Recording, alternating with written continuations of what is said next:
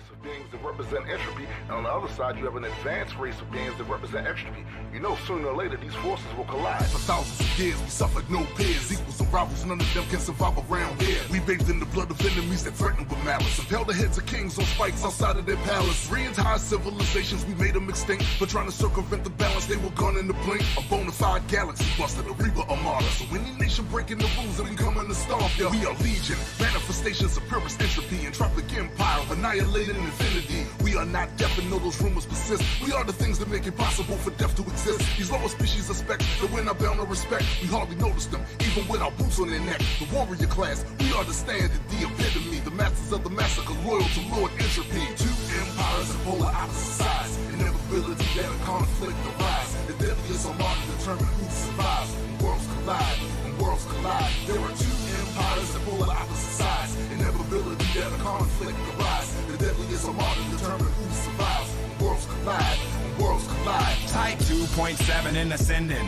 My race crosses light years like they're inches. It's quite weird. With our gear, we put fear in the abstract. Superior tech, only adhere to the math facts. Past that, we're masters of quadrivium. Exponential growth in the interim. Few can match that. Imperium for nearly a millennium. Peaceful race, but won't give in to anyone.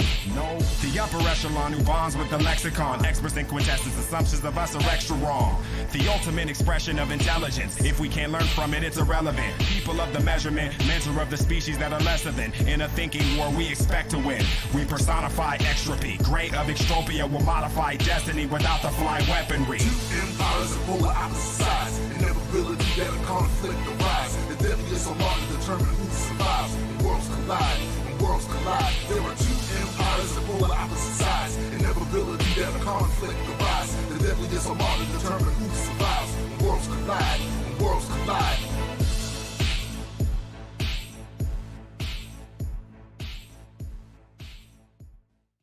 Now you see, you stand over there and you think you know, well you don't. I'm a new man. I've known you for over 10 years, and you just like these people. You're a puppet. You think I care what you think? You think I care what all these people think? I don't. Some of these people love you and some of these people hate you. But either way, you care. I don't.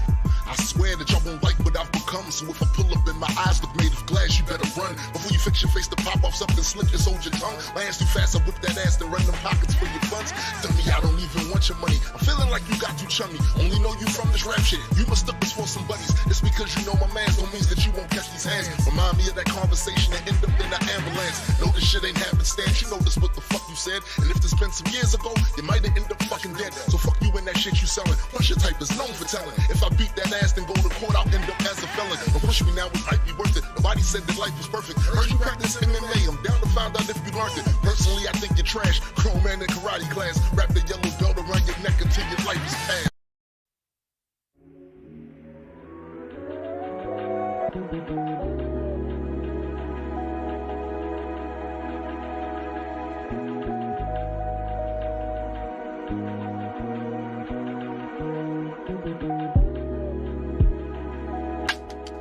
Purged and refined, I was forged inside the inferno. A journal in time, this purpose defined, submerged in the mind, eternal.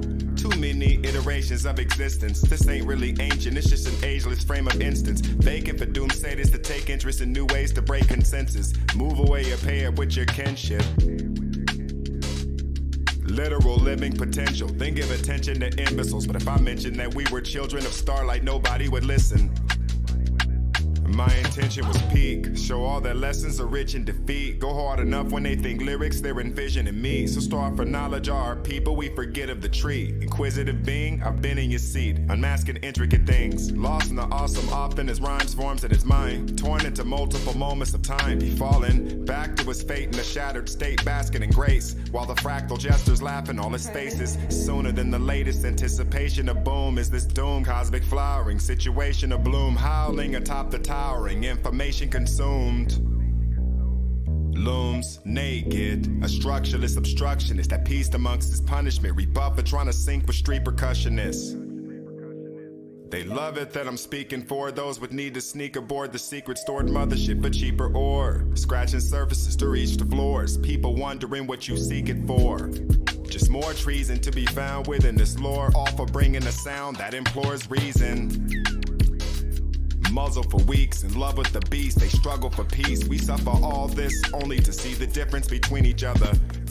The arrogance, never released. We've severed the peace by head or by feet. Embarrassments.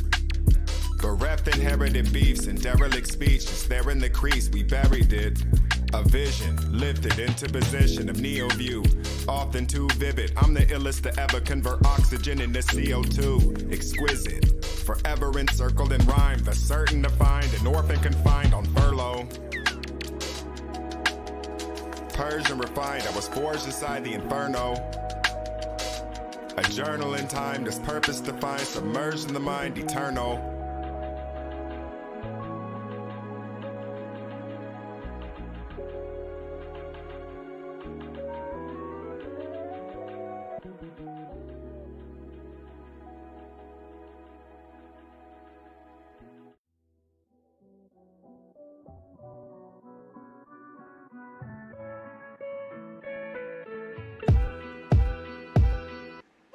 Yo, if you've been listening to my music for the last few years, you know that a lot of things we see in society today kind of predicted it was going to end up this way.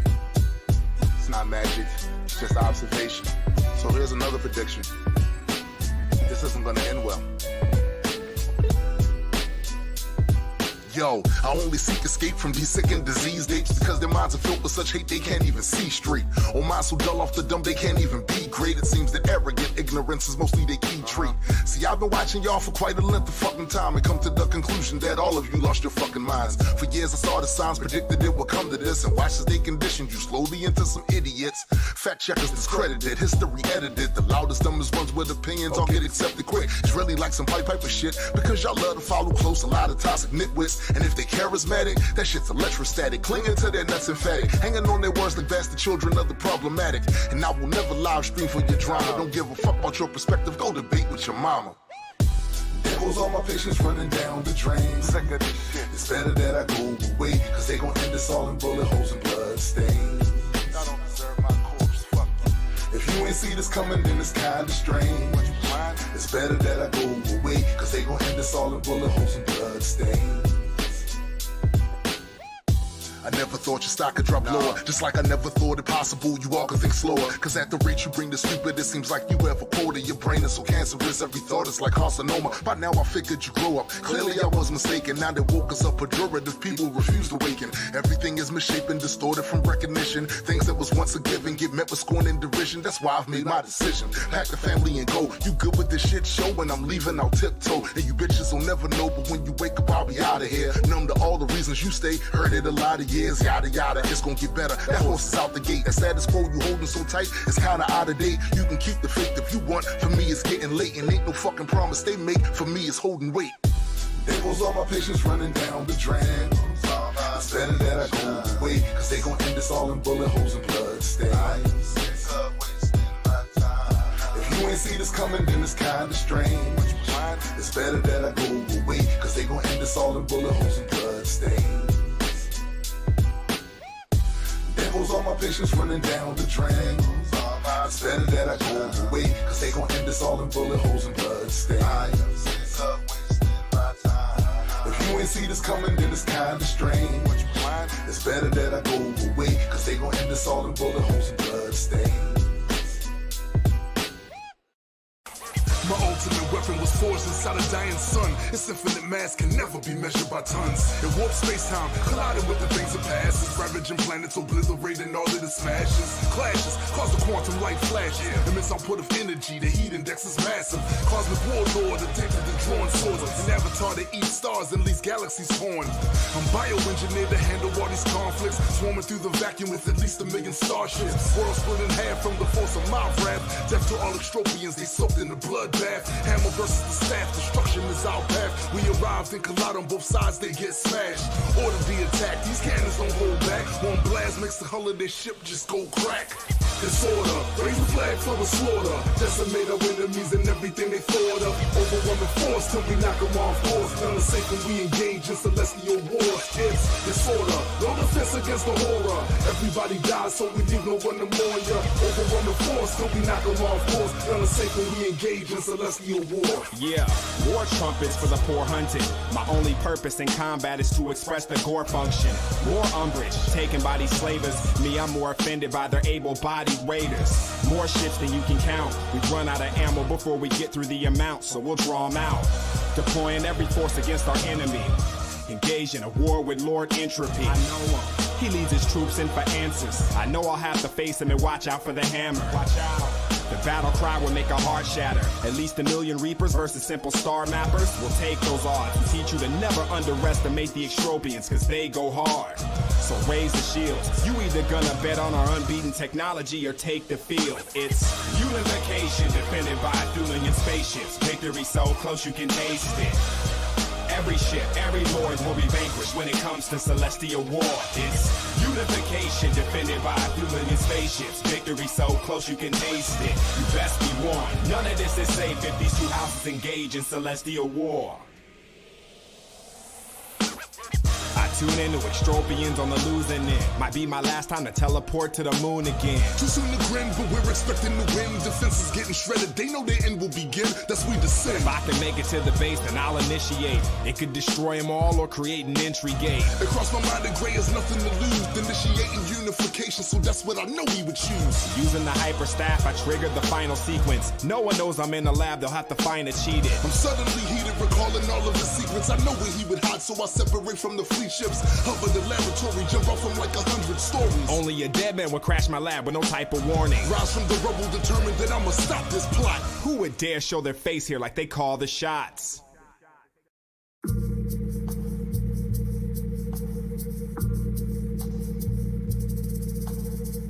Actually,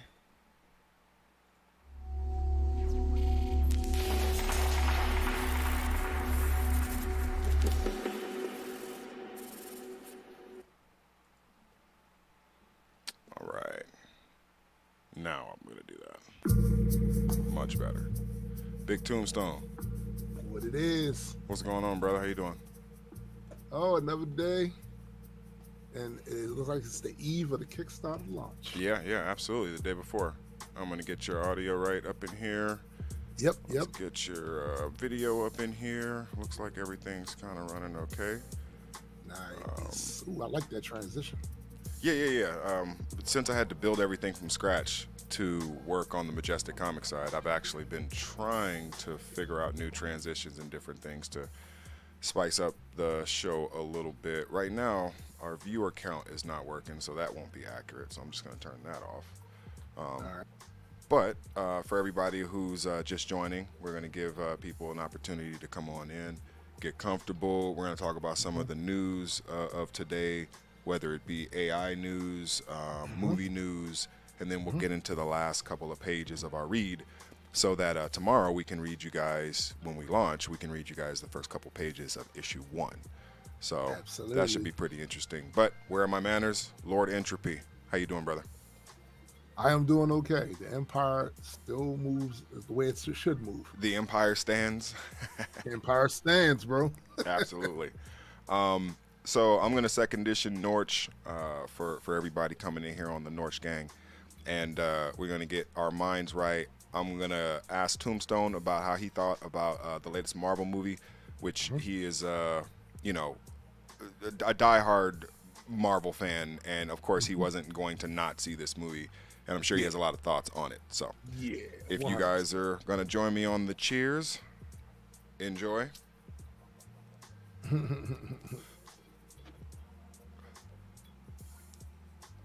Honey Silk says, Tombstone, hope you're doing well this evening. Hey, thanks, Honey Silk. How you doing? Glad to see you here. Glad you made it to the live stream. Yep, I see Sean P up in here. I see Christy Sean Henry up in P. here. Ghost Cypher. Absolutely. We're going to be doing the last couple of pages of the live read. I think it's like 4 or 5 pages, but we missed a day yesterday, so we were going to actually space these out to do one every day of the week, but business came up yesterday, so we had to take care of that. But we'll be on tonight, and we will be on tomorrow. Yep. So, Tombstone, man, how was Guardians of the Galaxy? All right, so first things first. I wasn't gonna go to any MCU movie without rocking the Stan Lee joint. Oh, I see it going on over here. Yeah, it's you know what I'm fresh. saying? Had to represent that. Now, little backstory. Guardians is my favorite of all the Marvel IPs because I feel it strikes all of the right boxes: humor, action, sci-fi stuff, and emotion, and also especially the emotional aspect of it. And it made me care about characters who, for the most part, I didn't care about. And yeah, I read them in the comic books, but that was usually in conjunction with other characters that I did care about. So I didn't actively go out to purchase their books unless they were in something that I was already reading, right? It made me care about it. I'll never forget the first one. I remember sitting in a movie theater, and it's the scene where they're trying to stop Ronan's ship from touching down on that planet because he would have destroyed Ronan the Accuser. Ronan the Accuser's in the first movie. He was trying to touch down to destroy the planet. And they was trying to stop him. They had the Nova Corps ships and their ship, and they were coordinating the dogfights. And I remember sitting there watching, going, "Oh shit, I'm having that Star Wars moment again." The moment when I was a little boy watching the first Star Wars movie and just fascinated with. I never got that again in a movie theater. I never got that again until that moment. I instantly fell in love with that whole franchise. And Guardians don't miss, man. The first one's dope, second one dope, and this third one, this is how you end a trilogy of movies. Just like this. You have respect for the characters, respect for their story arc, and don't act like the stuff that happened in the previous stuff don't matter in this one. Right. Right? It absolutely does. It's a progression of character. And they closed out character progressions, I feel, in the best way possible for a lot of those characters. And if you go back and watch the first movie and then come back and go see this one, you'll see their story arc. Go from first, second, third. You'll see the story arc of each one of these characters get completed. It's just a good way to do it. It's the payoff. It's a good way to do it. Ensemble casts are difficult. They're difficult. Well, listen, we just saw that in Star Trek Picard, right? How do you balance closing up everybody? And I can't wait to talk to you about that because, I mean, come on, bro. Yes, we got to. We got to talk about that. We got to. But the thing about Guardians of the Galaxy that I love, it was never afraid to take itself seriously. Right? And I feel like there are Marvel movies where, like Thor, all the Thor movies are like they're afraid to take themselves the last seriously. one especially, bro. The last one, they play too much. Look, the one thing That's a good way of putting it. They play too much. Yeah, they play too much, bro. That's the one thing me and SBJ said. The director played too much. He played too much in that movie. Yeah.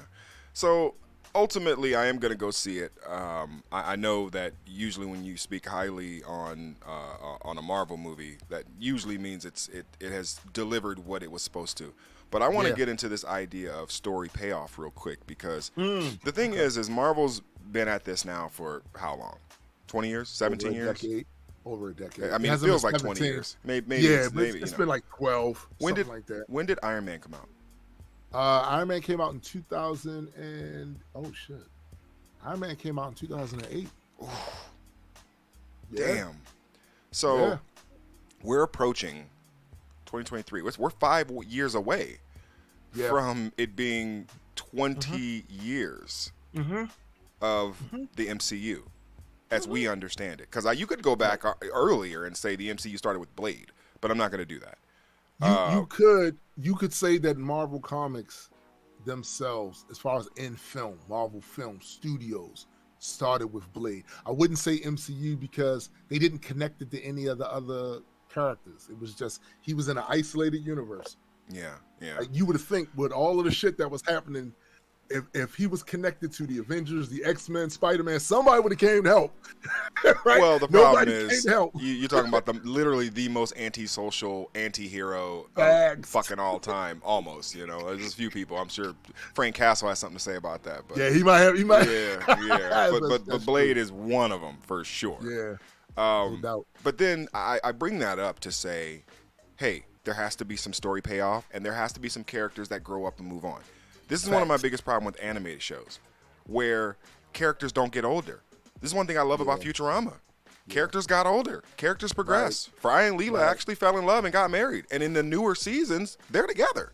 They don't do the thing where Fry's still trying to, close the deal. Right. Yeah, he's trying to get that. No, like Leela and Fry are a thing. It is now canon that Fry, spoiler alert if you haven't watched the last fucking 10 years of Futurama and shit, right? But it's one of those things where you have to have a story payoff.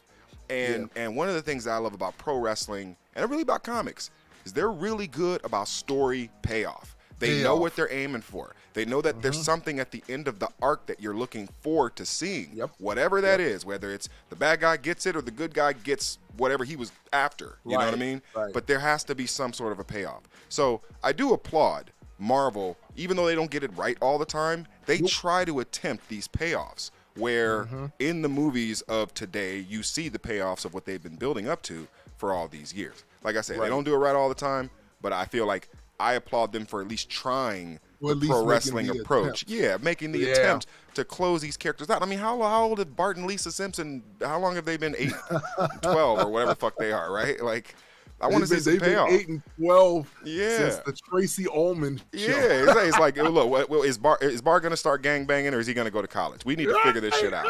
Like, he's been on the fence for 30 years now. You know why they do that too, right? This is all about extending the brand to make as much money off. Like they feel like this. Oh shit, this combination works, so we're gonna ring this dry. Yeah, for sure. For as long as we can. Oh, y'all like this? We're gonna give you this forever, right? Yeah, that's how they do it.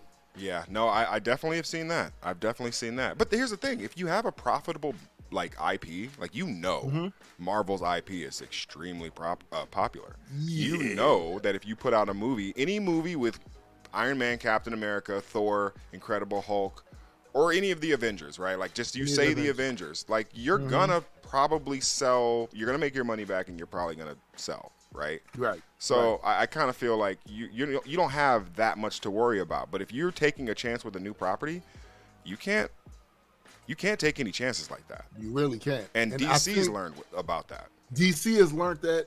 But I think the reason why Marvel can try some characters a lot of the times is because you know how back when a lot of these movies were separated, like you didn't see them interact with other characters. This is back in the day. You really did take a chance grabbing some new character out of the blue without a reference for the rest of the sandbox and put it out there and hope that the people like it. But when you created a sandbox and you made the sandbox another character in the movie, it's not just the character itself, it's the universe the character lives in that's affected by other things that are taking place in other movies. It makes it a lot easier to slide a new character into a sandbox that everybody's already familiar with and then take the chance of putting them out. It's a smart thing to do. That's the reason why I love what we did with Majestic, where we really worked hard to expand and create a vivid sandbox. Right. Something that felt alive. Something that felt alive. Right. Yeah. So as we kind of move on to our next topic, I will say that I'm actually going to go see it. I'm going to go see Guardians, but I still need to see John Wick. Where do you rank it in the Guardian? Like if you got to start bench cut, if you had to rank it, what would you rank the movies? So just because of the first one's like shock value of it being, I didn't expect it to be good. I did not expect it to be good. Just that shock value of it being good, and also the perfect use of tropes. That's a big thing with me. Like you in on the DC side, you'll see that with the first few seasons of Arrow. Mm-hmm. The perfect usage of superhero tropes, right? Yeah, keep going. Guardians, that's definitely that's the GOAT. The first one's the GOAT. The second one and the third one, that's a little bit more difficult because there were a bunch of things that I liked about the second one and a bunch of things I liked about the third one. And the thing that James Gunn does, that at least what he did with this trilogy, was he could have been very successful. James Gunn could have been very successful doing the same movie 3 times.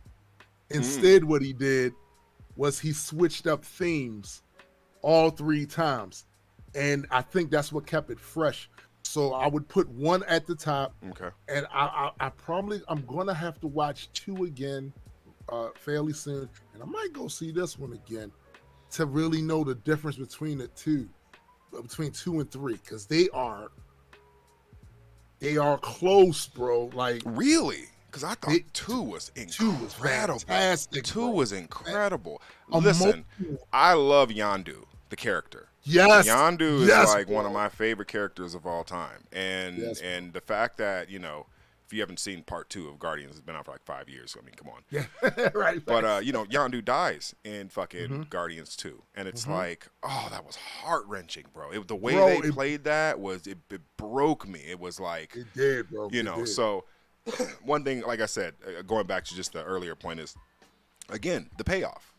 There needed to be that emotional payoff between Yondu and Star-Lord in the first one, Right. and, you know, their history with the Ravagers and all that type of stuff. So I'm definitely going to see it. Yeah. Next topic we got before we leave the media side of things. One more thing I want to say about Yeah. the second movie. It was important for Yondu to die, and this is the part of storytelling that I've learned just because I've been obsessed with that shit since starting the company for real. It was important for Yondu to die because Quill needed to be able to move on from out of the shadow of his father. He had his biological father, who cast a huge shadow when you found out he's damn near a god, right? And then Yondu, who raised him, trained him. Is that? This is his actual dad. If he'd have went into the next sequel to the finished trilogy still alive, Quill still would have been under here. He'd have been under here because his dad Yondu. He had to get rid of that, and you're gonna see exactly why when you see the movie why it was for the best that Yondu died in part 2. It was for the best. Interesting. Definitely for the best. Yeah. It hurt me too, bro. Listen, I'll tell you, I remember looking at that scene going, no. Yeah. But it had to happen. Damn. So, the Peter Quill character, it was not a character that I thought that I would love. Like I would appreciate the way that I do. But I got to be honest with you, man. Like, I like him in a lot of ways more than some of the other support characters of the Avengers, like Scarlet Witch. Like, I have no emotional connection to her at all. Well, I love Quicksilver. I had no emotional connection to him when he died. Not at all. Like when he died, it was like, okay. It did not. I didn't feel it at feel all, a thing. Bro. Even somebody like Hawkeye, until the movie where he had a family and shit, like we didn't really give a shit about Hawkeye. You know what I mean? That's true. Like, Facts. What was that? What was that? Age of Ultron? Was that Age of Ultron? Yeah. So, It's true.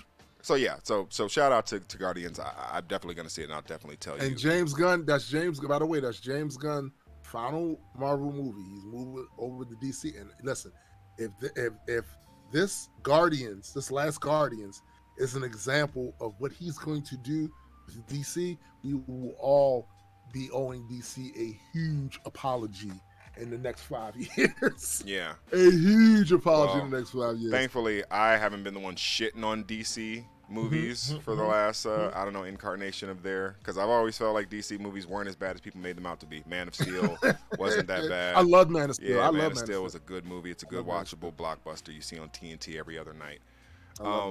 So the next show that we're going to talk about before we get to the read is Star Trek Picard Season 3.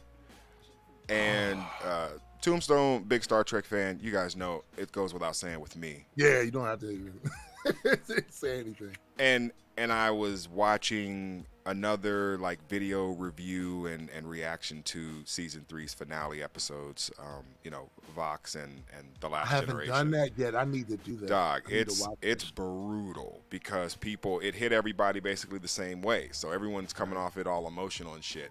And one thing I will say about Star Trek Picard is it was like one part Deep Space Nine, one part The Next Generation, one part Voyager. Like, it felt like Star Trek was trying to do Secret Wars. Yeah, yo, right? It felt was like so dark, bro. It was dark. And not only dark, but consistent throughout the threads. Yeah. Right? You could trace threads going back 30, 35 years in this shit. Facts. And I'm like, it hits you so crazily because shout out to Terry Metalis. And I've never, I've recently started saying this since season 3 of Picard ended. I never thought about anybody redoing The Princess Bride. I would let Terry Metalis redo The Princess Bride. Yeah. Straight up. Yeah. He was that fucking good.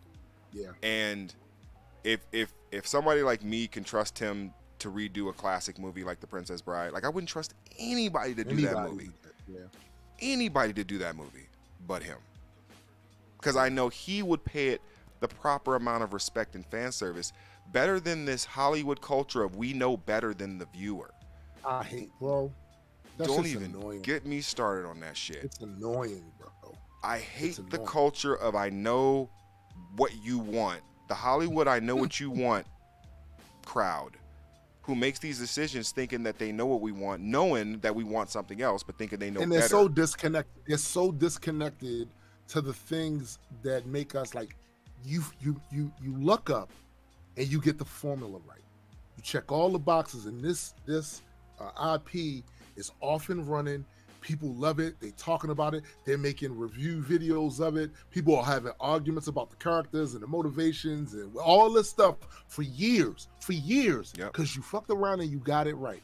And then all of a sudden, some jerkwater, some douchewaffle, gets into a position at the company, and he's completely disconnected from the base. Oh, not only is he disconnected, he actually has like a certain level of disdain for, let's say, for the audience of the original shit. And it's like, come on, bro. Don't bring in somebody who actually hates the fan base. Facts. You know, like, don't bring in a DC guy who hates Marvel. Like, I don't think James Gunn hates Marvel. I just think his relationship fell out with them, and DC offered him a great opportunity. But I don't think he hates them now. Yeah, he was bored. You know, he probably was bored with that shit. Like yo, I've been here for how long? Yeah, seriously.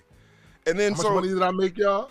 So that could easily be something that the cast of The Next Generation, you know, could have felt when they were asked to come back to do Picard, right?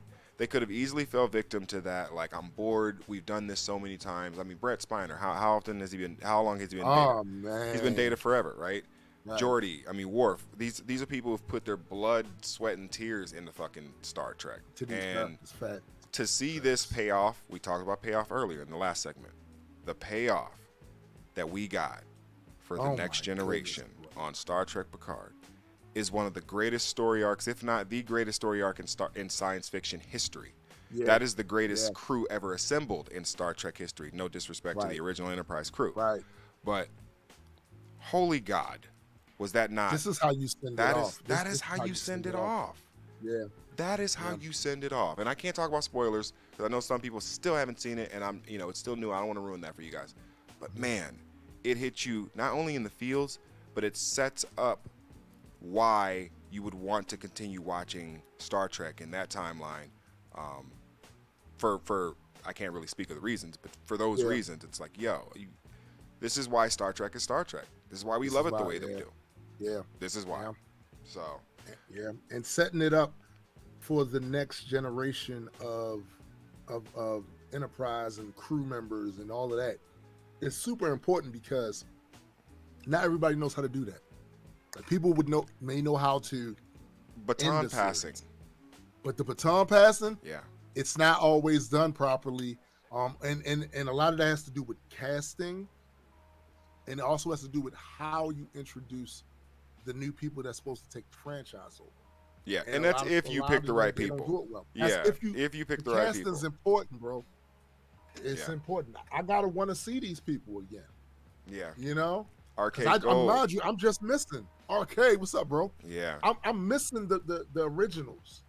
So you gotta replace them with somebody that I find interesting, that I feel has the proper homage to the people that came before them, and you got to be able to build the connection between that one, the old and the new, by passing that baton the right way. Yeah. If you don't do that, I'm not going to care. And then I'm going to be one of the ones running around talking about how it kind of lost me with the yeah. And you don't want to lose the built-in audience. I mean, I don't know if there'll ever be another like Buffy or Angel, but if they did it, what sense would it make for them to like alienate the original audience of Buffy or don't do that. You know, Angel, right? All those fans, and I'm not a Buffy fan. I'm just bringing them up as a fucking, you could say Dragon Ball Z or whatever, right? Like, yep, you can say anything. Anything. But if you alienate those original fans, you're like, yo, what the fuck are you doing? Like, that doesn't make any sense. To Star Wars fans, I felt this. I feel for them sometimes because I feel like the people at Disney have that whole "we know better than you" have a disdain for and a disdain for the original audience. Yeah, well, that's a fact. That's a fact. So. You know who else I felt like just another example of not passing the baton over correctly? The Supernatural franchise. Anybody that's followed me for a long time know I was a huge fan of the Supernatural franchise. I love what they did with mythological characters. I love what they did with the traditional horror stuff, and I like the road movie type feel of every episode. Yeah. Well, when it had the final season, we figured that was it. Then we find out later that they were going to do a series that was a prequel based on the parents of Sam and Dean. And the problem with them doing that is that through all those seasons, we got that whole story. We got that whole story. There's nothing else in that you need to give us. We are tired of John and Mary. We don't want nothing about John and Mary. Yeah. If you was going to do a prequel, they had very interesting co-character, the supporting cast, very interesting. Pick from them, especially some of the older guys, Rufus and Bobby. If you'd have actually cared about the audience and asked them what they wanted, we wanted Rufus and Bobby when they were younger, because they were funny as hell, they were kind of badass, and we wanted to see how did y'all get to that. They could have did a whole thing with that as long as they cast the right people for it. They could have did the whole thing with that, and they would have still kept the fan base intact. Instead, they tried that John and Mary shit, and we walked away. Yeah, and it destroyed the whole franchise. And then the person who made that decision, who had no stake in the franchise, they don't give a shit because they weren't a fan to begin with. And that's the problem. Like, you don't bring in somebody who wasn't a fan of the IP to begin with to come in there and try to carry on the torch or try to, you know what I mean? Like, it just doesn't work. It doesn't make any sense. RK says, I haven't read the series, but Wheel of Time by Robert Jordan was finished by Brandon Sanderson because Jordan passed away before finishing it, and Sanderson's books are pretty much loved by the community. Now, here's the thing: if you're unable to find the original person to do it, like you have a Roddenberry situation, you definitely want to find the best person for that. But what I'm saying is, if the best person for that does not also align with the fandom of the viewership, with how passionate they are about certain things, and he just wants to take liberties with it, that's a bad fit. You may be a good writer, but that's a bad fit. Yeah, because you got to go where the emotion of the audience is. And listen, we know Brandon Sanderson, to me, is an exception to the rule. That man last year, that man made $40 million in 30 days on a Kickstarter. Did he? That's Brandon Sanderson. He's the guy. He's the guy. He made $40 million. 2 months before our Kickstarter, I believe, went live. That man made $40 million in 30 days. Damn. He's the Stephen King of fantasy novels. Yeah, I didn't know that, actually. Yeah. I mean, that's actually pretty crazy to hear about that. Okay, just as an aside, could you guys help us to get $40 million in a month? Like, yeah, seriously. Hey, at least we know it's possible. Yeah. Oh, yeah. Yeah, that's a fact, RK. RK Go says Sanderson is breaking the publishing industry. He is. He really is. That shit he did last year, it changed things. What's that? Which character said that? The Joker said that in one of the Christian Bale Batman movies. You've changed things. Brandon changed things with that $40 million in a month. He 100% did. Yeah, absolutely. And ultimately, it was the fan base that believed in him, Yes. and I think They that believed in him. that's as important to note, that when you have a fan base that believes in you, and I believe we have a fan base that believes in us. I think it comes down to growing the visibility of the potential people who would be fans of what we're doing. Absolutely. Absolutely. But yeah, I mean, the fact that his fan base was able to support him into 40 million on a Kickstarter campaign, it's like, yo. And he was very graceful too. I followed his moves. That really he started knocking stuff out the ballpark in the first week with that, and he was very graceful.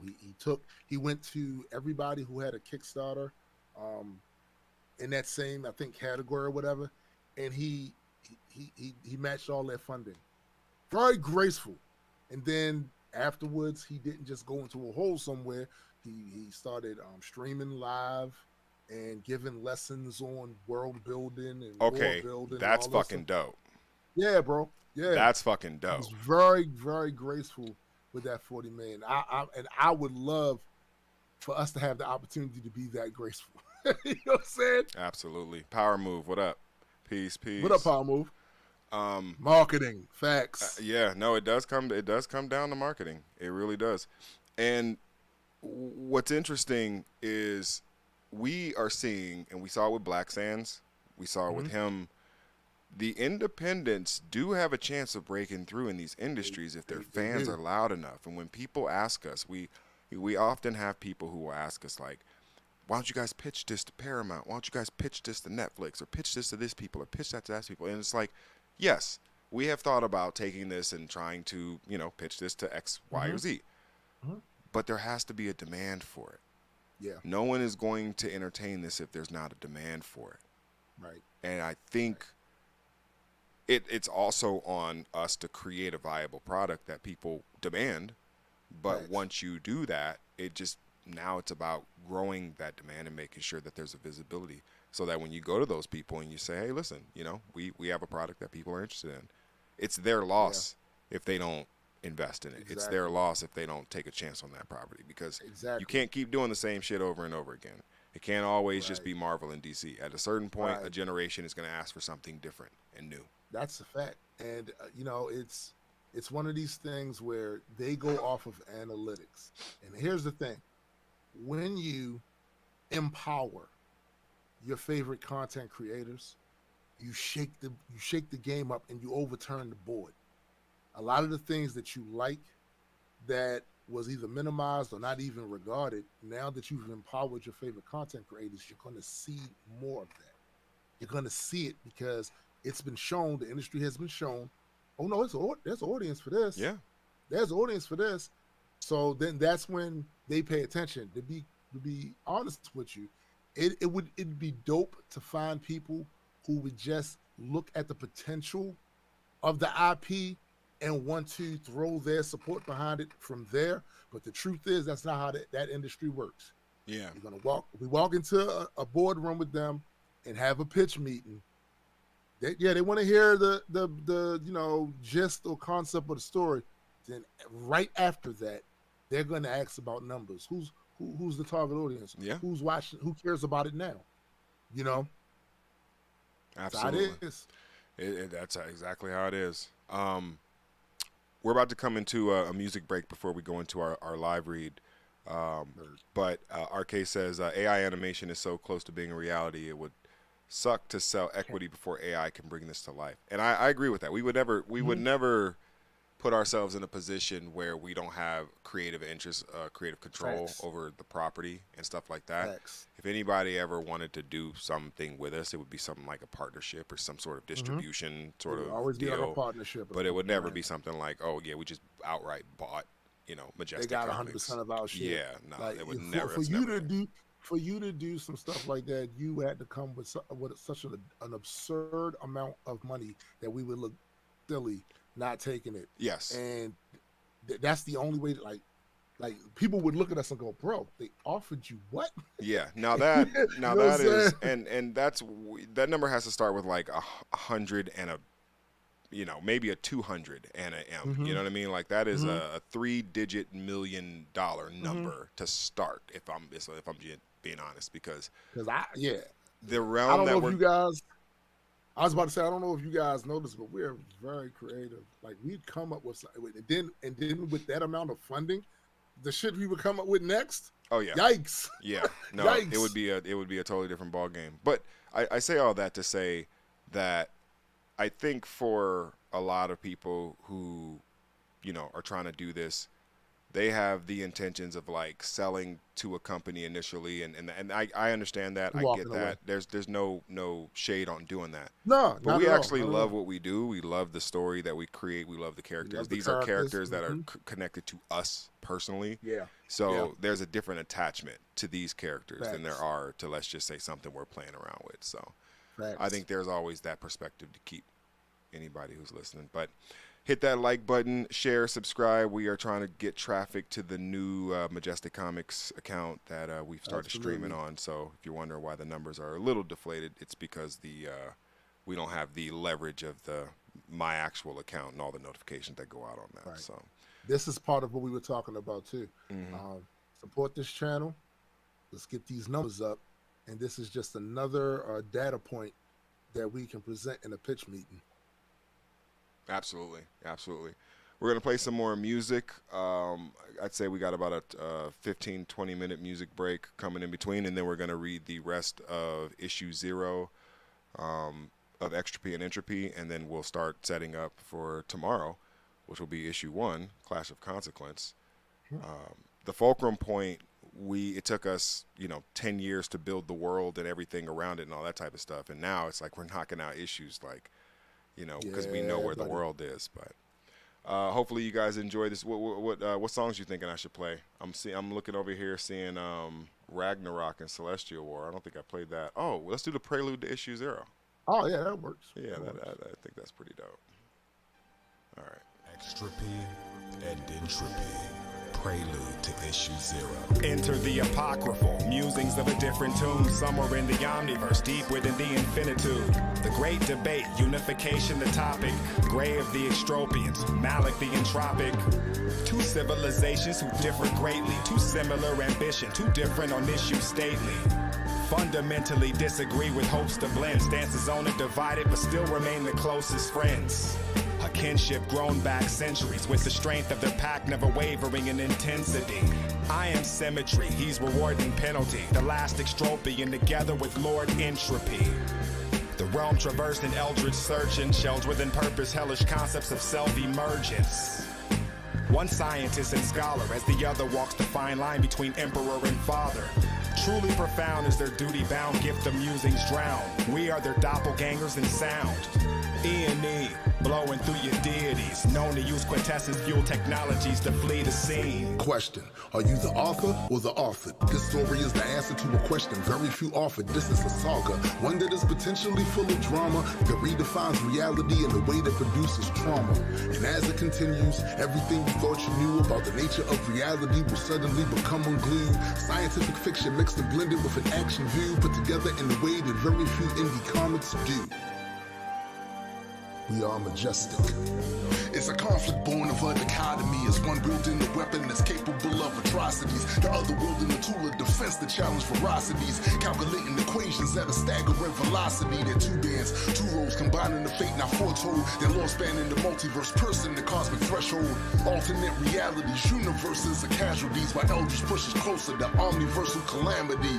The great collapse, and yes, perhaps they find a way to stop it. Change the optic, failure's not an option, yo, it's catastrophic. Most of life is so myopic, living lives so unaware. If they knew battles waged on their behalf, they might just die from fear. Lovecraftian horror, whole reality's martyred. A threat that encompasses every tale of gods and monsters. By these who fight with honor, so there's no reason to ponder. While fate has chosen them to be galactic first responders. A war fought on every plane of existence with warriors that only know the path of greater resistance. But meanwhile, in their home universe, conditions only getting worse. They have to make it back before it all disperses. Question, what is the nature of existence? Razored in the distance on different ways you can spin this. This is endless, and omni evolves. This is our premise. Explored through a story of glory, loss, and friendship. Tested over many trials, plenty smiles. Sacrifice and ambition of many styles. With structure, a glorious tale emerges. We produce these books with the music that take you furthest. Ha, Gray of Extropia. Yeah. Grand Unified Lord Entropy. Legion, Prelude Majestic to Issue Comics. Zero. We are Majestic. Question. Are you the author or the authored? An omni of all. What is the nature of existence? Reality will suddenly become unglued. This is a saga. Are you the author or the authored? This is endless. What is the nature of existence?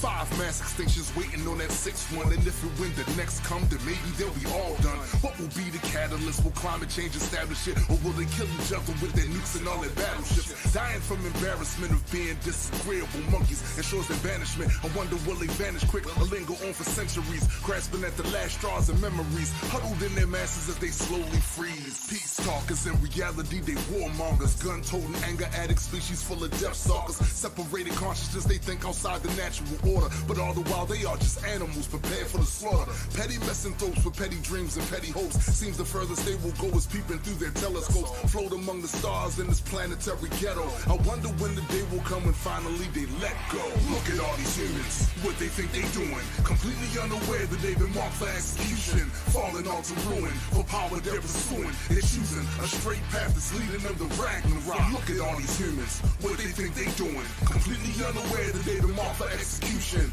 falling all to ruin for power they're pursuing. They're choosing a straight path that's leading them to Ragnarok.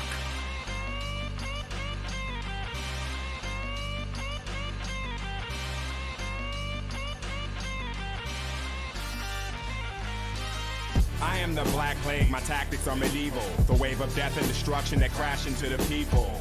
I have to be lethal. As a biotic crisis, I have the power to seize you and leave your planet lifeless. A damaged tyrant that won't quit until man's panic is silenced. Remove the cancer of human with violence.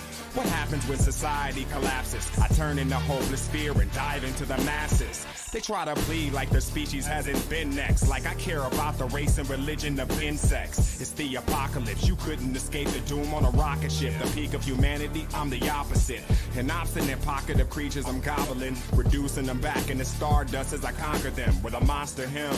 Their dominance is an afterthought, submerged in the fluidity of a cyclical flow. It's Ragnarok. All these humans, what they think they doing, yeah. Completely unaware that they've been marked for execution, falling all to ruin for power they pursuing. They choosing a straight path leading them to Ragnarok. Look at all these humans, what they think they doing, completely unaware that they've been marked for execution, falling all to ruin for power they pursuing. They choosing a straight path leading them to Ragnarok.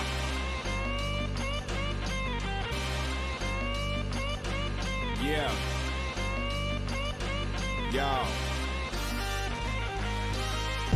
In the end, I'll be just beginning. Raining flames down from the heavens, fire dousing many. War dirge, complete destruction with 4 words. The house of great, now it's your turn. Just know that I exist in every clenched fist and angry word, struck and thought and hateful verb, meaning every action that's ever occurred that brings them ever closer to their heartbeat beating slower, to the time their body's slower than the hearse where I'm the chauffeur like a supernova. Over 9 million species, blown into a vacuum overnight by just speaking.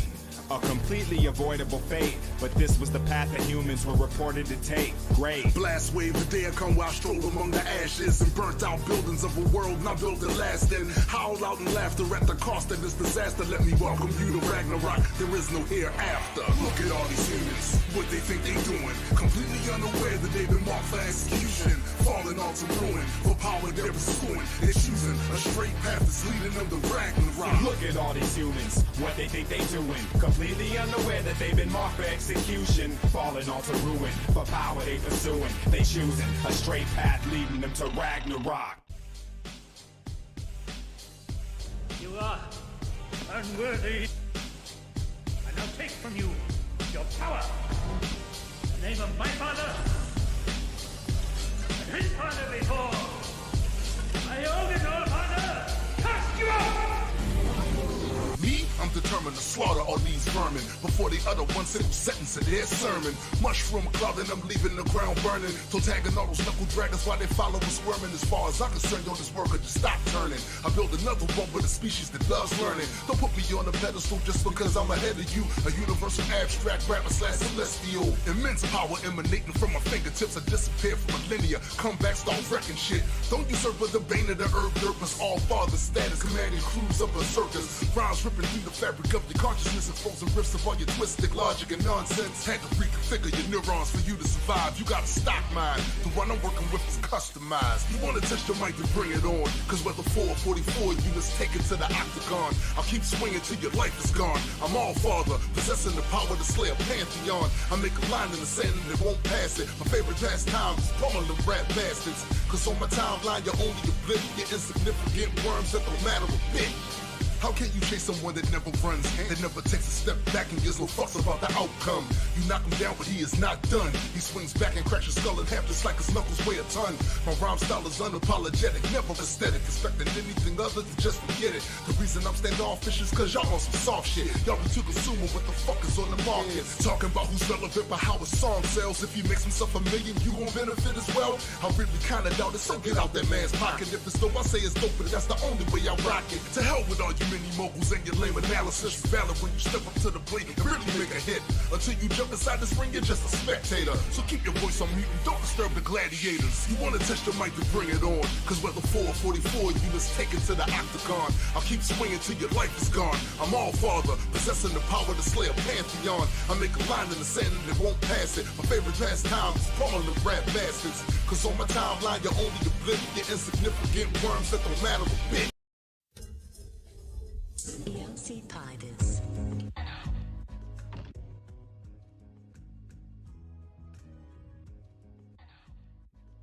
Clang chowder. Ka-chang. All right. So I'm ready to do some voice acting, or at least gonna attempt to do some. So last time on Extropy and Entropy, I'm gonna try to do my Majel Barrett every time. Yeah, yeah. Yeah. Last time, what she did previously, right? No, it Yeah, wasn't. That was no. Previously, That it was was X-Men. X-Men. Yeah. It was X-Men. Previously on X-Men. That's pretty good, right? It's not bad. So the last time that we read was on Tuesday, and we were introduced to our characters. They were very familiar with each other. They've known each other for a long time. They have a pretty strong bond, at least trust each other enough to be vulnerable with each other about family and about their ideas and things like that. Right. As they go their separate ways and what seems to be on to their normal business, Lord Entropy is called away to a meeting by a council of all of these different types of races within this galaxy known as the Centauri Galaxy. And within the Centauri Galaxy, there is this truce, this treaty between all of these prominent races. The Culex, which are these 3 different types of races that were created by myself and RK Gold, the Entropics, you have the Extropians, obviously, the Aeonians, and a bunch of different other races on the council. And in this council, you had a situation where the Aeonians, led by the Empress Chief herself, Zilith, and her right-hand dude, Vespe Zabri, and that's literally his official title, right-hand dude. But yes, Vespe Zabri comes in. They present a pretty compelling case to the council and Lord Entropy himself that Gray of Extropia is working on something that violates this truce, that violates this treaty. And so a course of events are set into place because of this that lead to a confrontation between Gray's people and Lord Entropy's people. Right. So the last that we left off, Gray had a pretty intense conversation with his research staff about what to do with this data and this research. They had detected that Lord Entropy and his fleet was on its way, and so the goal for Gray and all the other Extropians that were associated with this experiment was, hey, get the data that we have of the experiment to a place that's safe, because if this place is destroyed, all the hard drive backups are going to be destroyed too. It's not like, you know, there's any other place than this particular moon base where that stuff is being stored. So, so they all take off, and you have now a situation of resolve where the Extropians and the Entropics are headed for some sort of confrontation. Yeah. So we'll pick up here in this narration, because I feel like this is a good place to kind of start. For the Extropians, war was science, like everything else. As the Entropics close in, a time of peace comes to an end. As you see the final embrace between Malari and Grey of Extropia, he tells her, in this reality, and she responds, and all others. Each trusting that the other must do what needs to be done to the very end. So you get some Extropians giving some orders. Prepare to engage with the Reaper Legions. Nice little nod. Entropic Armada inbound. So you actually get to see an actual confrontation between the Extropian defense forces on the planet, their planetary defenses, and the incoming Armada from the Entropics. You want to take it from here, Tombstone? Absolutely. So just to give you some more further context, when they blasted off their defensive, it's not like a shielding, it's more like a wave of energy. It damaged quite a few ships that was in the front line of the fleet. And as a result, of course, that seemed very impressive to Decaeus, because after seeing that, he says, I would not have expected such a defense from a race of star mappers. To which they see, as you can see on the monitor over there, Chaos, who is on the Star Slicer ship, is one of the ships that got damaged in that initial wave. She contacts her father. Hi, Lord. Report. Star Slicer has taken heavy damage and is withdrawing. Malik then responds, this has escalated enough. The Extropians said they didn't want war, and I'm not going to order their absolute destruction. I'm going off-ship to perform an inspection myself. Under no circumstances are you to engage non-military targets. With respect, Lord, nor shall these Extropian pests defy to delay the inevitable. We must respond in kind. The time for inspection is past. Do not interrupt me, Decaeus, nor shall any Reapers set one foot on the Extropian world. This is not war, no matter how much you long for it. It would be unwise to disobey my orders now. Yes, my lord. Alert, alert. Incoming Entropic vessel detected. How many occupants? 1 passenger detected. Species type, Entropic. You shouldn't have come here. Estimated time of arrival, 6 minutes. Computer, prepare defense turrets 11, 15, and 17. Target the incoming vessel's engines only. Reroute stored quintessence from current project to weapons platform? Negative. Defense directives enacted. Primary processes resuming. Munitions incoming. Systems failure. Evacuate immediately. Gray. 10 seconds to command containment breach. 10, 9, 8, 7. Damn it! 6, 5, 4, 3, 2, 1. Initiating secondary shield protocols. Doom. Malik.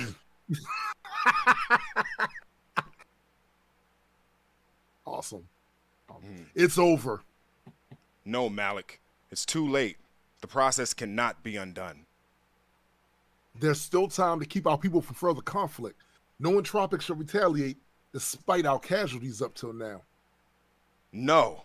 You don't get to bring these charges, demand inspections, incur hostile fleets with weapons drawn, ignoring hails, then hypocritically judge our defense. We did not accuse you. We were shown the evidence bringing the council to panic. I came here to stave off a unified abstract coalition armada.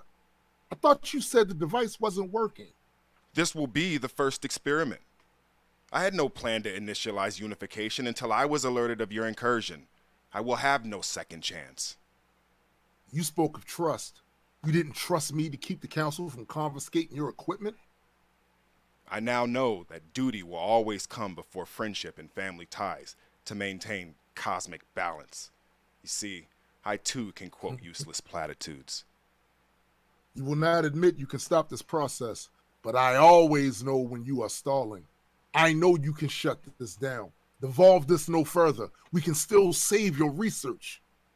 Shut it down. Only a fool stands between an Extropian and knowledge. Stand down and order your fleet out of Extropian space. You've done enough here, friend. Click. I jumped the gun. Oh, you good.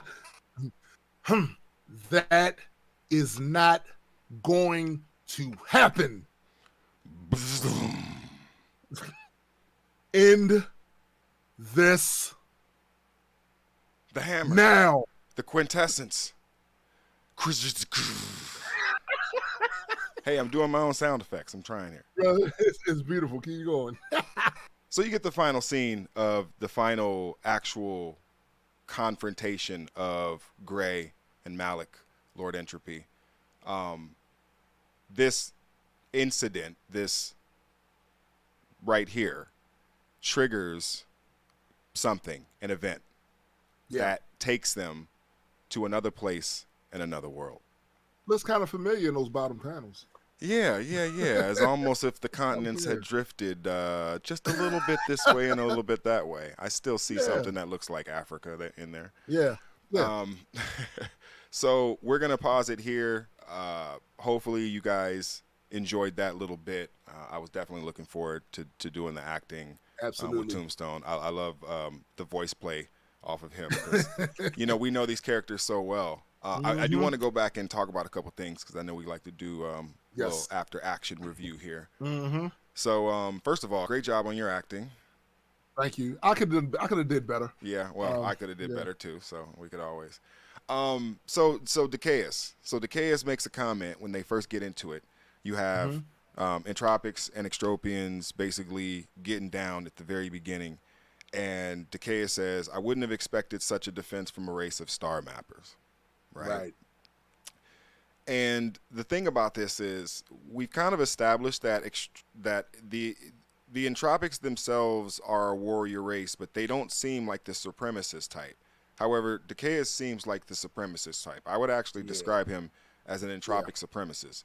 He believes that the entropic race of beings are superior and the superior race of beings, not only for the Centauri galaxy, but, outside the bounds of that throughout the entire abstract reality, throughout that universe. So there is an element that has to be acknowledged here, that a part of what motivates him is that Lord Entropy doesn't share his view of supremacy. Exactly. Also, this is a very observable weakness, because even from what Decaeus has said, I would not have expected such a defense from a race of star mappers. This is what Lord Entropy was telling him earlier about him just not really understanding diplomacy, not understanding includes getting to know the other nations that you have to have these treaties with. See, the thing is, when you think that you're so much better than everyone else, you tend to underestimate people. And when you do that, that is a tactical error that could come back and bite you in the ass. Absolutely. So they have their final words, and you kind of see everyone having to make these decisions where they have to say their final words.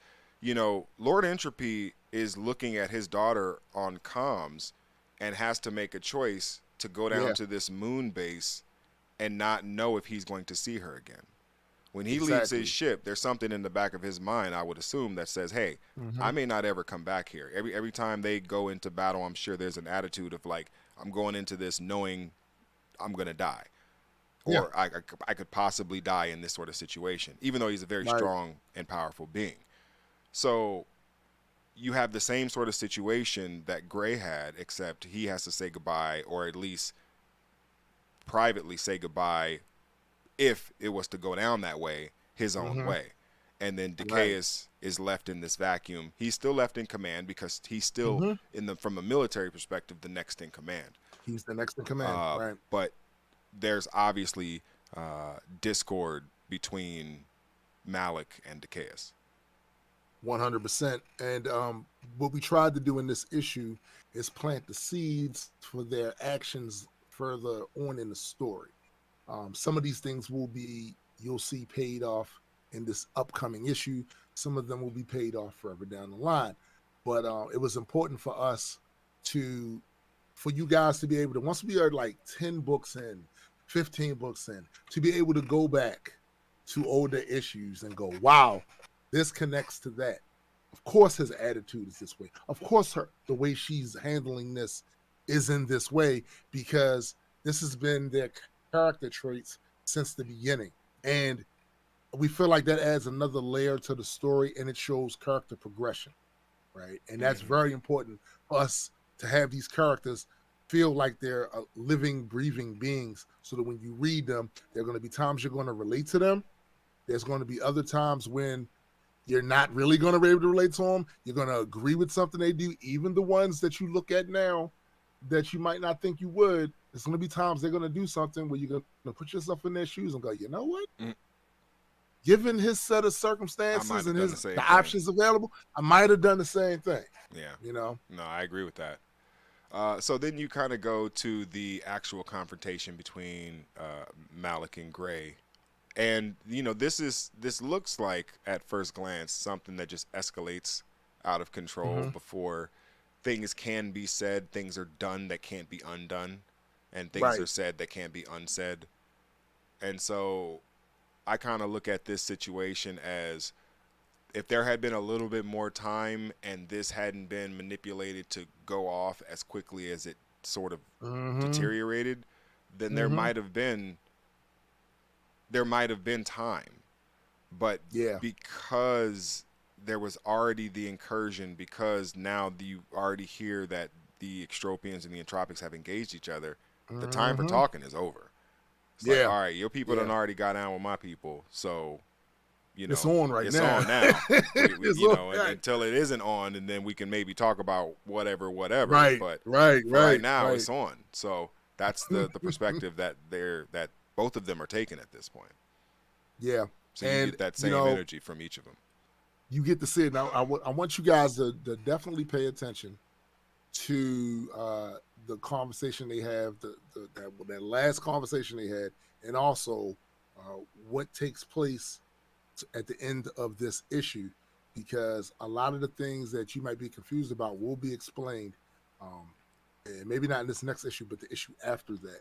And this particular explanation is like a core element to the overall story and plot. Yeah. And I feel like for us to be able to get that off in this issue, I thought was dope. And to be able to leave it on a cliffhanger like that was dope, because you had people for the longest time that had read this was wondering what the hell happened to the characters, what happened. And that's about to be paid off. You're about to see.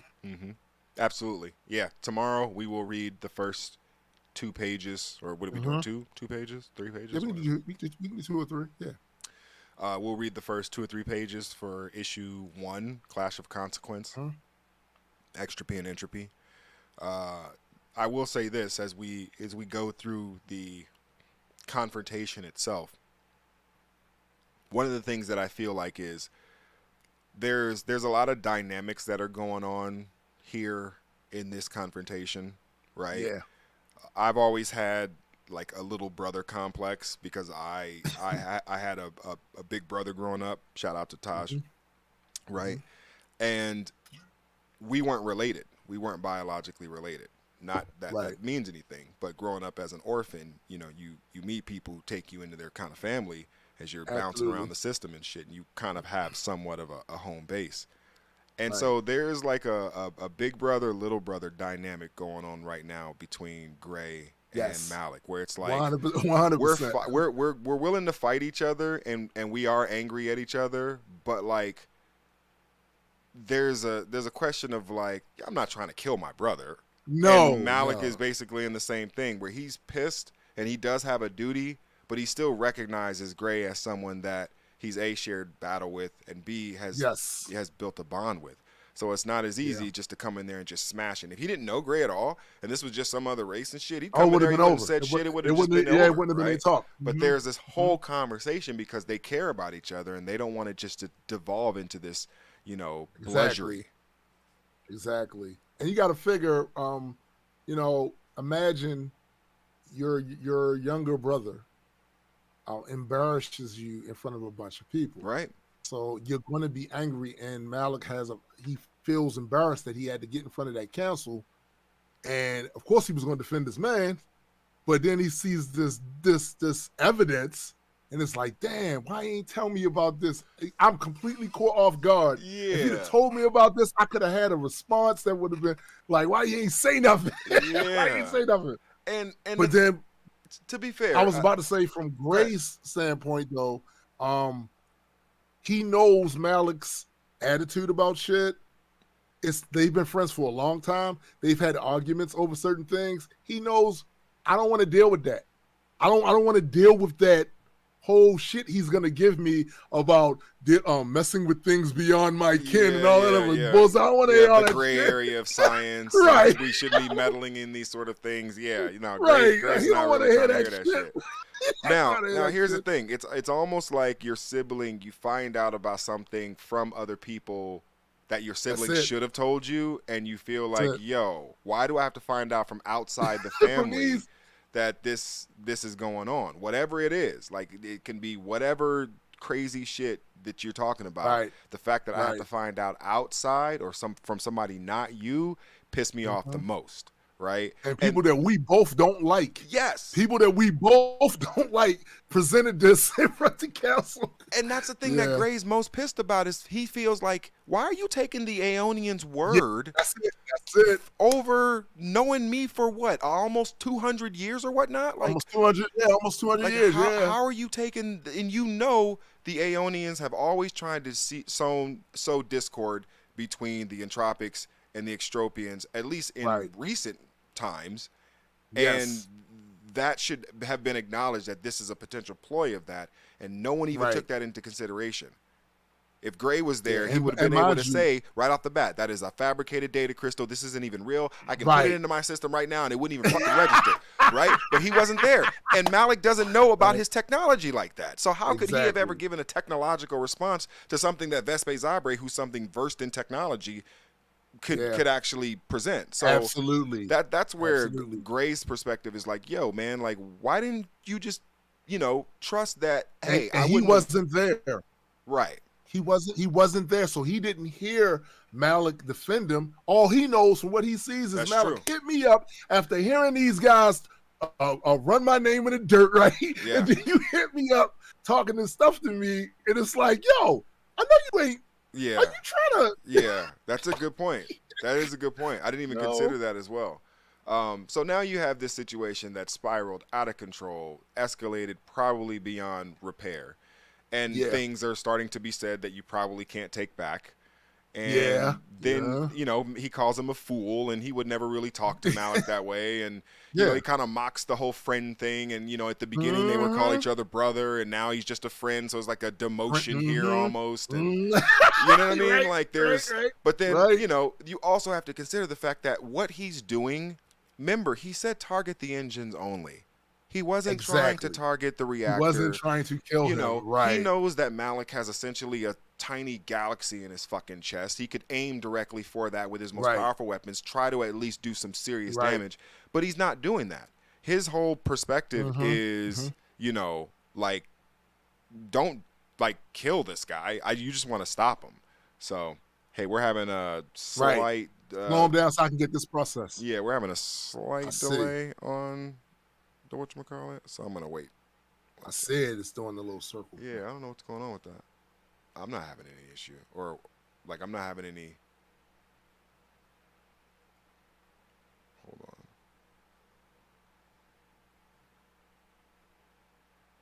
I don't see any problem on the Discord. No. Oh wait, your video has frozen. On the Discord, your video is frozen. Okay. Yeah, it's telling me that we were dropping. Are we? Yeah, I think we're back. Yeah, sorry about that. I guess we had some technical difficulties. We had a dropout or something like that. So I'm not sure how much people lost. It didn't look like but a couple seconds, but It's a couple seconds. at the most maybe 10, 15 seconds. But so that's basically where they are. They're at a place where it's definitely a situation where they're not trying to kill each other, but they also are very much trying to carry out each other's goals. And I think it is just an interesting perspective of each other and what they're trying to accomplish. So Right. And mind you, all of this is playing out on a huge stage, because it's not just their personal relationship with one another. It's also like you literally talking about the politics of an entire galaxy. yeah, right. Of powerful beings. So they're playing these things with their friendship, but the outside of this is potential war and catastrophe that's going on here. Not to mention the fact with so many of those other nations not really understanding this technology. Hell, Malik doesn't understand this technology itself. It's the thought of this, how dangerous this is. People are on high alert. They're highly tense at this time. And it's going to open the opportunity for some really dark stuff to happen going forward. Yeah. Right. And with Malik and Gray not being present to kind of put a damper on things or give their perspective to control certain outcomes, it's gonna get crazy. Gonna get crazy, y'all. Yeah, I like the way you put that, because the vacuum that they create sets up a lot of things. Also, now you have a situation where we can start talking about where they are potentially going, where they potentially are, and they're not on the same page wherever they are. Because here's the thing, unification as a science was always about the study of OBC and quintessence exploitation. It was never meant to be a weapon or anything dangerous in that way.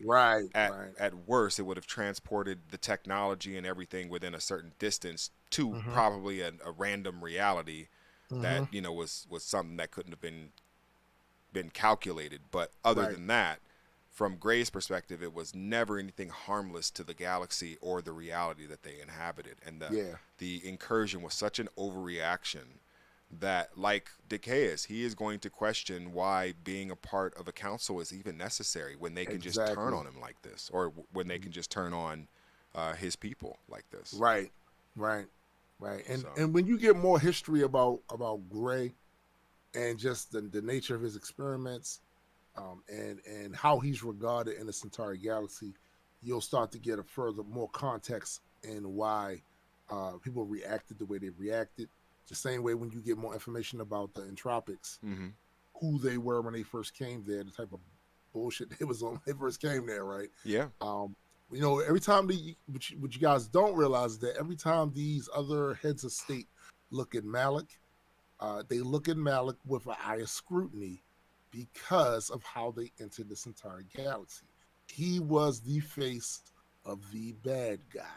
And now that he's not so much, you still can't erase all the shit. Like that memory. They still got a history.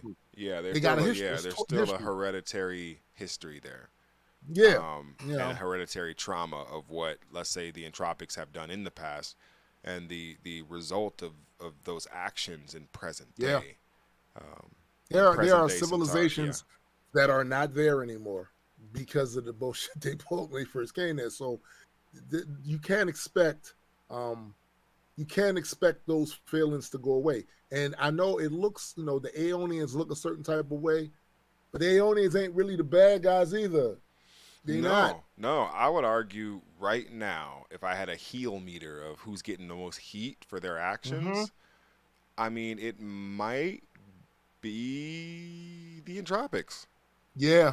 I mean, even all things considered, given everything that's on the table for a reader's first experience, I would argue that their perspective would be like, Lord Entropy's a bad guy, because of what he's doing. And then I guess, know that's true, bro, because I've actually seen comments in people analyzing the story here, Like I've seen, and I could tell. Remember, I had to do the whole video. That's right. Them. Is Lord Yeah, Entropy a bad guy? the I totally Entropics are forgot getting about the that. heat. Yeah, They're the ones getting the heat. That's hilarious.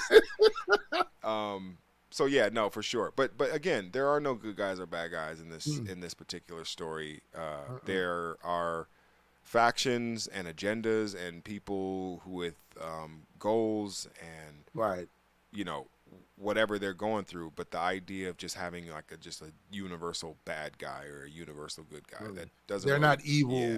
Yeah, they're exactly. Not evil for the sake of evil. Exactly. Like, as a matter of fact, evil is a whole different thing in the in this particular universe, and we're gonna get to that later on. But evil's a whole. It's not what you think it is. You're right. It's not what you think it is. Yeah, right? Yeah, no, absolutely. So before we get out of here, do you want to talk about some behind the lore stuff about the Entropics, or do you want to drop anything? Absolutely. All right. Let me pull up some of my notes. Because you know where I'm going. And I know where you're going. You know where I'm going. Let's see. Oh yeah, this is great. Exactly.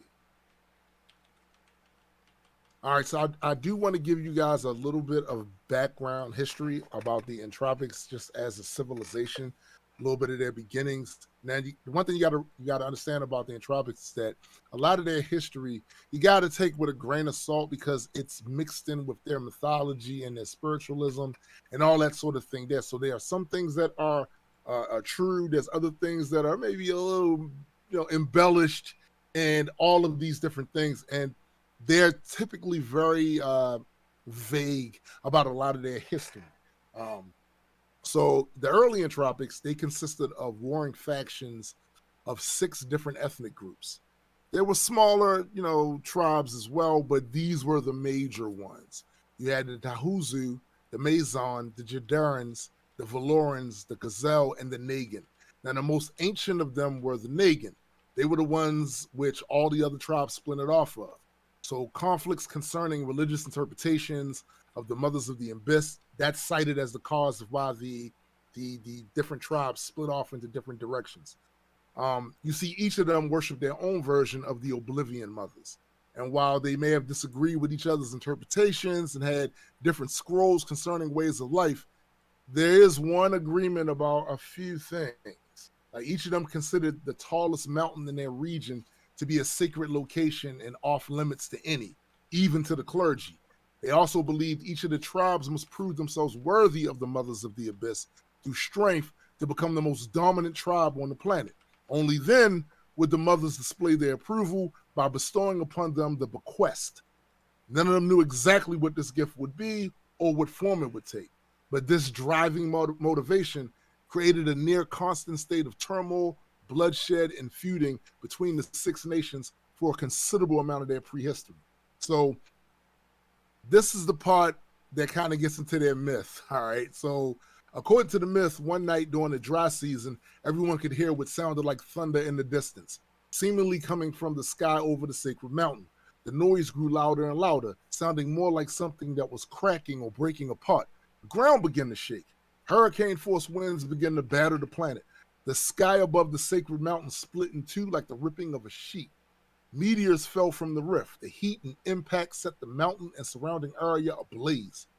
From amongst the cosmic debris, a bright golden light, unlike anything the inhabitants of Necros Prime had ever seen, struck the top of the mountain with a force that sent shockwaves in all directions. And just like that, the rift closed. Though the sacred mountain survived the cataclysm, much of it was unstable. Rock slides periodically created more devastation, and everything for miles around was in flames. The clergy of each tribe interpreted this as a sign from the Mothers and convinced the clan leaders that whatever that golden light was that hit the top of the mountain, that had to be the bequest. And as such, the command that the mountain was off limits was rescinded. They each set out in their respective armies to claim the gift. This erupted into a hellish conflict between the 6 armies. Savage warfare drenched the mountainside with blood and fallen warriors. The Nagan tribe, though, they eventually reached the location of the fallen object, and it appeared to be a war mallet. The chieftain of the Nagan, Zolokar, picked up the hammer just as the opposing tribes closed in on them, and it must have felt like fire running through his veins. He convulsed, violently twitched, a red glow began to emanate around his body. but it didn't seem to come from the Warhammer itself, more like it was being drawn out of him by the hammer. Zolokar's rivals dropped one knee in respect to the one their gods chose. All but one. The Valorans remained defiant and proceeded to attack Zolokar and his forces. Zolokar jumped into battle with this celestial weapon and reduced a sizable portion of their army to decayed ash, instantly ending the conflict. From this point on, Zolokar was known as the first entropic to ever display control over the entropic force. All of the species had the genetic potential, but only his bloodline was amplified by taking possession of the hammer, and they named it Doom. Then, after, of course, he went forth and he united all the tribes, and in time, the priest Ken Ray developed a method that helped the average entropic to realize their potential and awaken their dominant ability to channel the entropic force. During the course of Zolokar's long reign, he had many wives and concubines that bred him hundreds of children. Anyone from his bloodline had a higher ceiling of potential with this power, and his descendants still reign as the royal family of the entropics to this day. What an incredible story. Thank you, sir. I love it. I have a couple of questions because yes. I know that along this historical chain was the story, and I know you'll save this for another time, but the story of Malik and how he obtained the title of, because you basically just spoke of the first Lord Entropy. Yes. Zolokar was the first Lord Entropy. Zolokar was the first Lord Entropy. And I like the fact that we can talk about that now, because the historical line that you have created for the Entropics, I don't think people are ready for. I don't think people are ready for the depth. Like, you were born to world build. And bro. I think this is so just deep with all of the family history. Like, you put as much time in the family history as most people put in their world building. Yes, 100%. Right? Like, you have a whole family tree that's insane about where Malik came from. Yeah. And there's that whole thing, that whole line of, from Zolokov, you could trace the entire line, however many generations, all the way to Malik. And that's incredible. Just the lore building. I appreciate it, bro. Yeah. Put a lot into it. Yeah, it's impressive. So now I want to talk about Gray and omniversal block cosmology, because this is going to be something going forward. I need to pull up. I want to pull up a good image of Gray. I'll pull up that one right there. All right. So we already know, like, the defining thing of Gray right now is the hyperstaff, which for good reason, right? I mean, that's my homage to all of the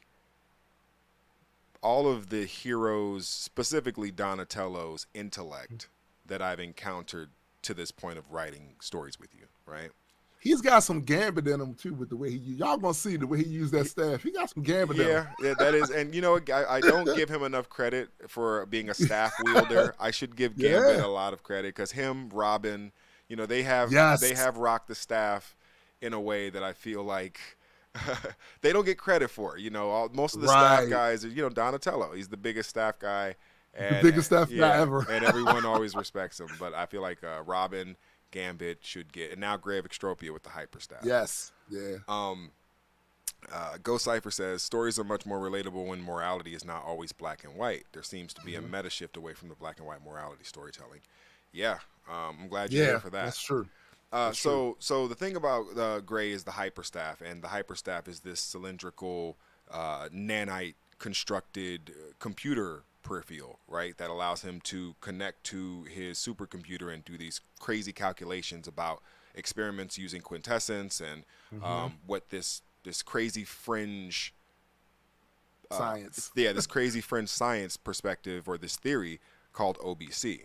So OBC is a theory that postulates that all realities are equally true and false. That the real value and the inverse of real also exists within this block of existence. And every reality that could possibly exist, that could be contained within this container, is explained by this particular theory, this unification model. Even the concept of Gödel's incompleteness, right? The idea that it's, you know, essentially turtled all the way down. Right, You know, right. it accounts for that as well. This is the largest container that you could describe reality in. In fact, reality is, you know, it occurs in many infinite iterations inside the container of the Omni. So I will be referring to the Omni, or you know, when I talk about the Omniverse, as the Omni as we go through this. So Gray discovered OBC through No Tears Zagain. And we've talked about Zagain on here before, but Zagain was a scientist that predates Gray by about 800 years.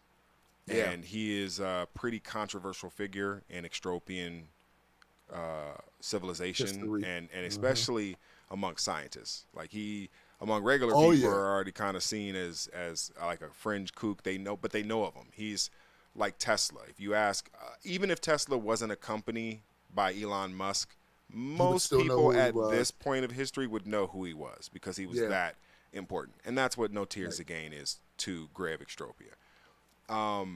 And through his like fandom and his worship of, not worship, but he was really enamored with the intellect of No Role Tears model. Again. He's his Like a role role model, model. right? His TV dad, if you will. Yeah. And yeah, and you kind of have a situation where he wants to emulate the fringe level of thinking that Zagain had. So he went through he read all of Zagain's books. He read all of Zagain's notes. He watched all of Zagain's media. He read all of Zagain's logs, everything that was public. He studied his family history. It's like Kobe Bryant and Michael Jordan. He walked like him. He talked like him. He stuck his tongue out like him. He wasn't him. He isn't him, but he's the closest approximation You to won't Zagain. get to it. He's in my opinion, there's been a lot of like, Extropians who have kind of tried to follow the Zagain path, and they have never been kooky and goofy enough to do it. Gray is. Gray's the successor. Yeah, Gray is He's the 100% true the successor to Zagain. And it's possible that there could be others. We don't know, but Yeah, I yeah. think that the one person you could argue who has gravitated towards the philosophy of Zagain and the concept of OBC is Eowa Gray of Extropia. 100%. So one of the things that Gray discovered within OBC is this concept that there exists a unified state of interconnectivity within the omniverse, which all multiverses exist in a state of hyperposition, and that No Tears Again thought that you could traverse the omniverse through some sort of quintessence inversion tunneling. And so there's a bunch of notes that Gray discovered of No Tears Again that talked about this conversion of matter energy into a form that can interact with the underlying fabric of the omni reality. And this is meant or known as, or the energy that permeates that level or that scale of the omni is quintessence. Right. So when Gray is channeling this energy of quintessence, he is essentially channeling the most fundamental energy of reality, Yes. which is quintessence. And so his unification machine was powered by quintessence. Quintessence. And so Malik, giving you the history of the first Lord Entropy and how he got his powers, those powers and what they are, interacting with this quintessence machine is what caused what you guys saw. Exactly. Not destruction, but some sort of bastardized version of quintessence inversion. Yeah. And so whatever Gray was going to eventually discover using OBC about traversing the Omni, they did it in a fucked up kind of way. He did, because it's not what Gray had intended had the circumstances not been what they were. Things would have been a lot more stable, because that's how you run experiments. It would have been a lot more stable, and it would not have resulted in what it resulted in. Right. Absolutely. No, absolutely. So the last thing I'll say about OBC, just as is an introductory to it, is within omniversal block cosmology, the different blocks of reality, from inside those blocks of reality, real and fake, true and false, are their own relative absolutes. Yes. So within a reality, the mathematics that tell you that that reality is true and that all other realities are potentially false are valid from inside that. But from inside. But outside that reality, things change. There is a higher order of science and math, and that is expressed through OBC. So a lot of what you'll see, everything that happens in our reality can be explained through OBC. Mm-hmm. Everything. From Lord Entropy's power set to the first entropic and how they got it to how it's used to how it's channeled. There's eventually an equation for all that stuff. It's just Gray has to either find it, locate it, solve for it, or whatever. And that also plays a big part in his story arc and in the story overall, because when Gray tells you that everything within the Omni can be explained by the OBC, he's not bullshitting. Listen, when I create any element that I create in there, any energy source, anything, I run it through OBC first. Yeah. Any power set from any characters that you have never even heard of yet, to see if it's valid. I run their stuff through OBC to see if it's valid, see if it works. Yeah, that's pretty crazy. And I think that is the best way to do it, because we now have a framework, right? An existential framework to explain why all realities exist, where they exist, what container, if that container is finite or infinite or whatever the case may be. It's something that we can at least articulate through mathematics. And so, for most extropians, that's theory. It's not some sort of a fact that's been proven. This is just a fringe theory by a fucking kook who has been dead 800 years in the past. For all people know, I mean, Zagane's been dead for almost 1,000 years at this point. Almost 1,000 years. Yeah. So, what are your thoughts on OBC? First of all, I always felt like we had a fresh story and fresh characters, that they did pay homage to other things, because this is a derivative industry. It is. But I feel like OBC is the thing that sets it apart from every other IP that I've consumed over the years. This I've never seen used in this way. And look, I've consumed a hell of a lot of comics since I was 8 years old. All right, I've never seen this, and I feel like there's so much about this that is just rife with possibilities for content, marketing things, licensing. Imagine shirts and hats with some of the equations.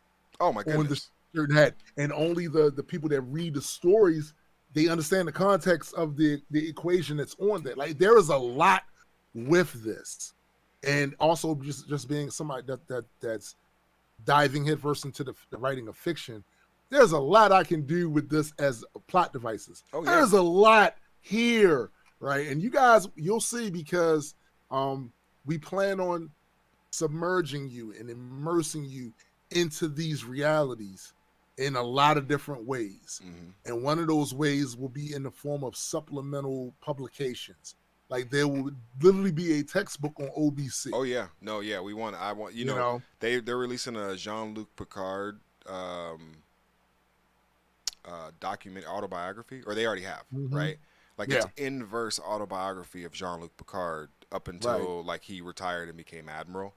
And I hope they revise that now with the new stuff from Picard season 3. But hell yeah, it's an it's an inverse fictional autobiography of that character. And OBC, whether you think it's fiction or not, which is another thing that we kind of get into in this story. Oh yeah, which is whether you think it's fiction or not, it's still something worth exploring in a book form where you can see it all laid out and play with it. Yeah. So yeah. We're even doing for some of the technologies that exist within our fictional sandbox. We'll have like manuals and handbooks for certain. Like, we're gonna submerge and immerse you guys into this to the point where you're gonna be like us. Yeah, no, for sure. Not sure if, wait a minute, could this actually? Yeah. So I do want to talk about one other thing before we get out of here, which is some of the credits. We didn't really talk about that today, but I always want to give a shout out to all the people who've been involved in what we do. And promote the Kickstarter campaign one more time. Tomorrow we will be going live with this. A lot of people have been asking me about like what merch I've been doing, because I've been quiet on the merch front, and I've told them that, hey, I'm putting together this comic book Kickstarter campaign. That's where all my merch stuff is going right now. So if you are looking at wanting to support me, you know, as Graydon Square, or support Grand Unified, or support Tombstone, right now the best way you guys can do that is investing in the Kickstarter campaign, making sure these numbers look good, so that, you know, there's right now apparently my name's circulating through certain industries and certain things like that.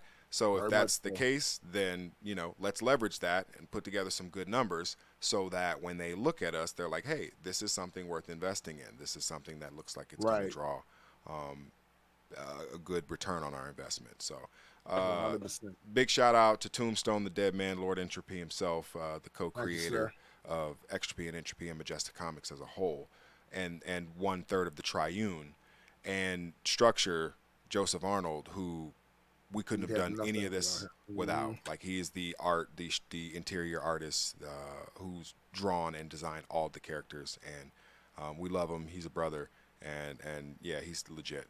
And then we have our coloring, which is Gabe Sandoval, who you know, is some of the most beautiful coloring that I could have ever imagined for our comic. Like, when we first saw him do his work, it was like, I couldn't believe we were lucky enough to get him on our first outing. I feel like that was the comic book gods being kind to us. 100%. And then a couple other people, Jason Walkup, Dave Miles for logo design, and then S, who did our logo refactor, or not our logo refactor, but our text, lettering. Our lettering refactor, and our text design, who really gave us a nice makeover on how clean our text and our narration, our sound effects, dialogues look like. So that's really dope. And one other thing about all of that, all of what we're talking about is going to be put together in a nice digital package, so that you guys can experience this in a unique kind of way. And if the numbers look good on this, I'm assuming the numbers are going to look good on that. And that's a lucrative game changer, because it's a different, unique type of experience, just like our comic. So hopefully you guys get a chance to experience that pretty soon, because we're working on that as well. So absolutely. Final words, Tombstone? Absolutely. I want to thank all of you guys. I know it's late depending on where you are in the world or whatever, but we appreciate you guys for listening, for watching. Those of you that are going to watch the replay of this, leave us some comments. Let us know what you think. Also, like I said, support the Kickstarter. The numbers that we get here, each of these things are just data points for us to be able to show anybody looking to license, do business with us, or whatever. And it shows them that the people care about the characters, the story, the company, the branding, all of that. And that goes a long way into bringing all the things that we all want to see happen. We all want to see this become some sort of an animated series. We all want to see this become maybe a live action. We all want to see these things come to fruition. And the way to do that is you got to show these numbers, people, that there's numbers. There's people that support what we do. And the fringe benefit of all of that, of course, is allowing us to have the funding to bring all of these things to you. Yeah, no, absolutely. And I think the community has been fantastic about their funding 100%. Support, and I fully expect them to come through again on issue 1. So with that in mind, thank you, Tombstone. We're going to get on out of here. Tomorrow, we'll probably be streaming a little bit earlier. Somewhere around, like, what do you want to do, like 3? Like your time, so we can do like 3 my time is fine. Okay, so cool. That's fine. So it'll be an afternoon show. We're gonna do probably about a 2-hour show. We'll talk about the launch of the Kickstarter campaign, some of the pledges and tiers that we're gonna have, some of the new things coming out for the Patreon, and everything like that. So yeah, big day tomorrow. We appreciate you guys' support. We're gonna keep moving forward, keep pushing the change forward.